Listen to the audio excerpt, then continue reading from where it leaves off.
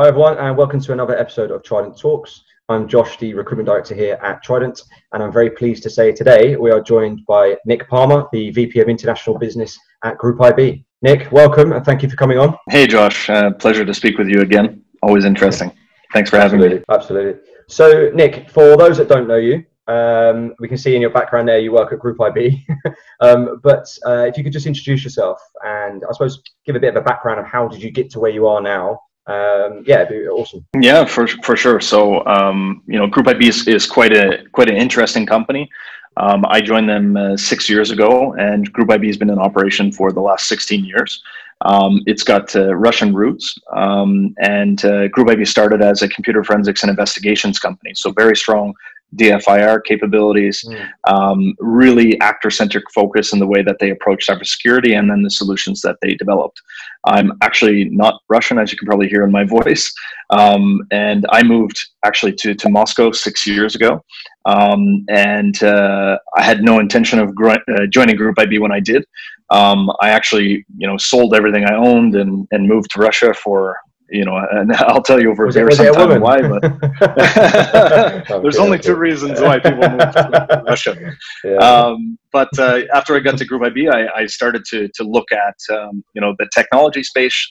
It's where I previously had my experience. I worked in telecommunications, specifically broadband telecommunications, but not in cybersecurity specifically. But I wanted to work in this industry. I saw 6 years ago that it was starting to grow, starting to, gain some groundswell on the way that was having an impact on the world, basically. And then I made basically a list of all the cool technology companies in Russia. I think there's a couple of things that Russian companies do very well. One is technology, and two is R&D into newer technology to stay ahead of the curve. One thing they don't often do so well at the beginning is to market themselves on an international way. And what I actually did was start to call different companies I made a list of in Russia, the ones that were projecting themselves on an international scale. I started to call them as a customer, made notes of ones that maybe didn't do so well at the time, and then called the CEOs, and that's kind of how I met Group IB 6 years ago. Yeah. I can't say I know many people that would just pick up the phone to a chief exec of a Russian tech company and just say, try and find yourself a job, basically, work an angle. Like it. I like the approach a lot. So that leads us on to your actual role now, VP of International Business. What does that mean? Do you lead the sales teams? Do you lead consulting as well?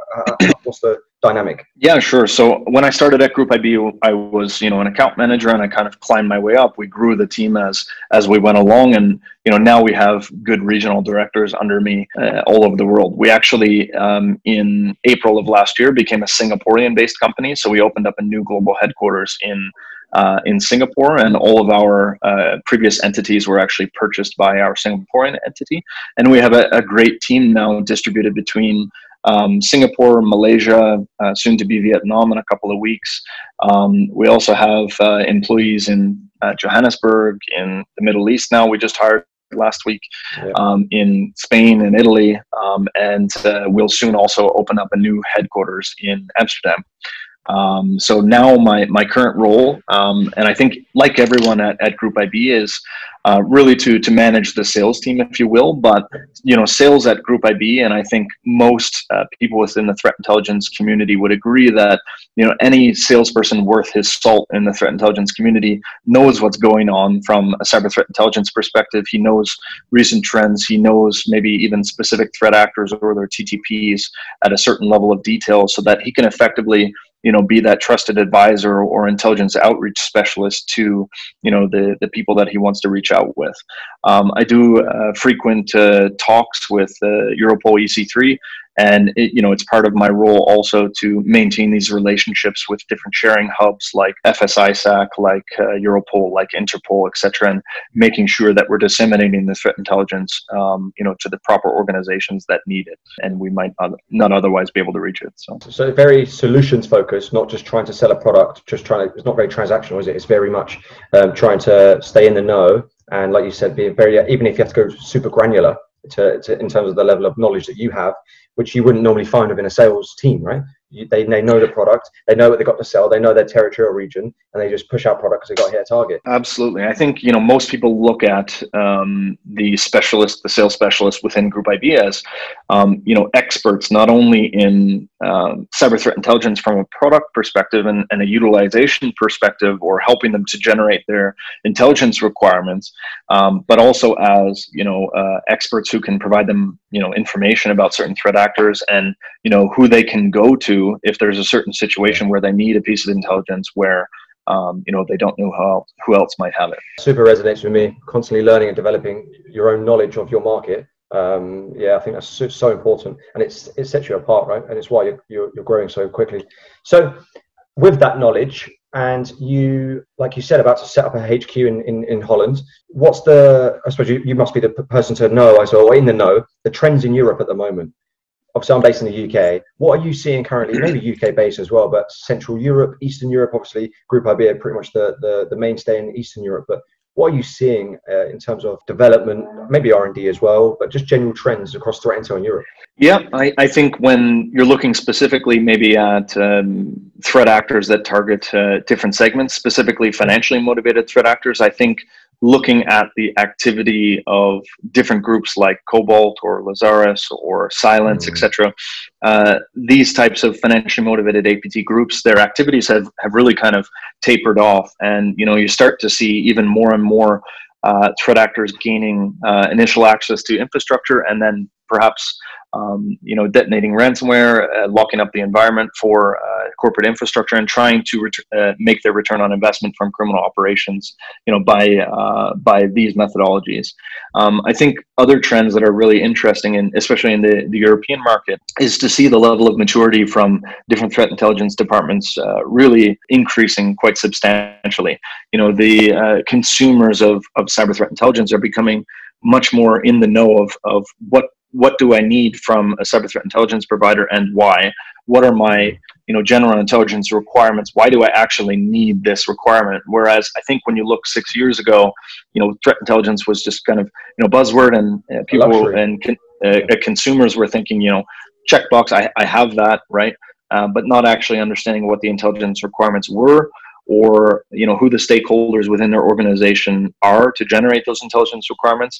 But now I see that especially within some of the large enterprise customers, and even outside, organizations are understanding and learning the value of cyber threat intelligence, and why actually they need it, and who within the organization are running those requirements. Do you think then that would, I suppose, stop end users or consumers changing threat intel providers as often? Because if you've got a mature threat intel team, they know what they want, right? They go to a provider and they say, these are my requirements, let's fine tune them over a bedding in period of, let's say, 3-6 months, I don't know how long.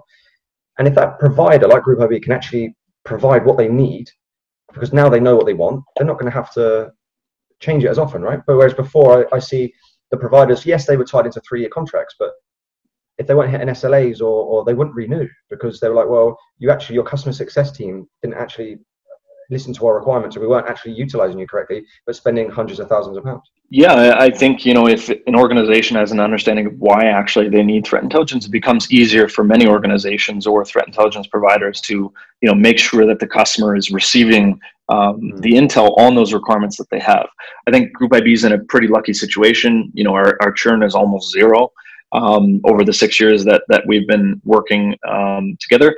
I would attribute this to certainly a level of maturity that's happened within customers in the European Union, but probably also the fact that we do all of our own intelligence collections ourselves. The information that we would collect is not available in public sources. It comes from not a pretty web portal or a software product, but actual people who are gathering this information based on the intelligence requirements of our customers to make sure that we're meeting those requirements. So then, leading on from trends, the future of threat intelligence, not necessarily in Europe, but just generally, what are you seeing at Group IB in terms of what are you preparing for, I suppose, for the future? And are you trying to, I suppose, with R&D, you're trying to carve the future as well, right? Trying to pave that way. What's the plan? Without giving away too much to the competitors, what are you seeing in terms of the future? Yeah, we have some pretty exciting product launches coming up, both within the network security space, which we also operate in, and also the anti-fraud space.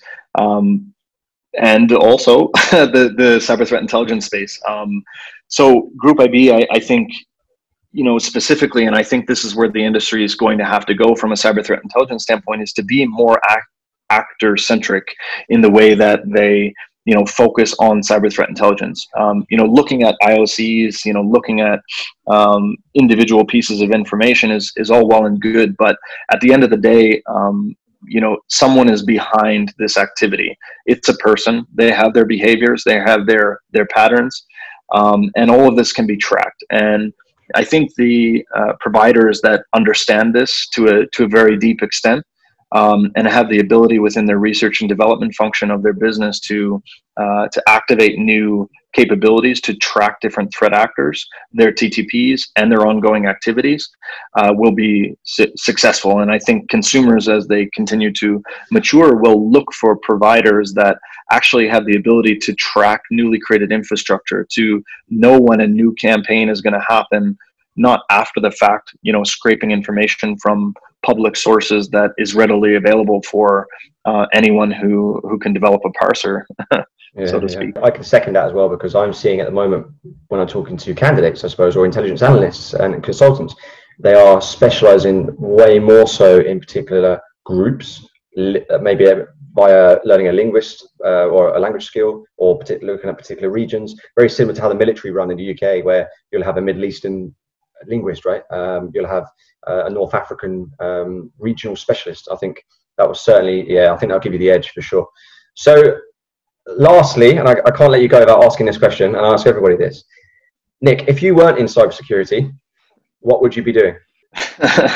I frankly have no idea. I think I got kind of lucky in my journey, as I told you at the beginning. Things have been going really well at Group IB. I wouldn't trade the cyber threat intelligence world for anything. I found my home. I found my career. All of the connections that I've made are incredibly deep, and I think connections in the cyber threat intelligence community are everything.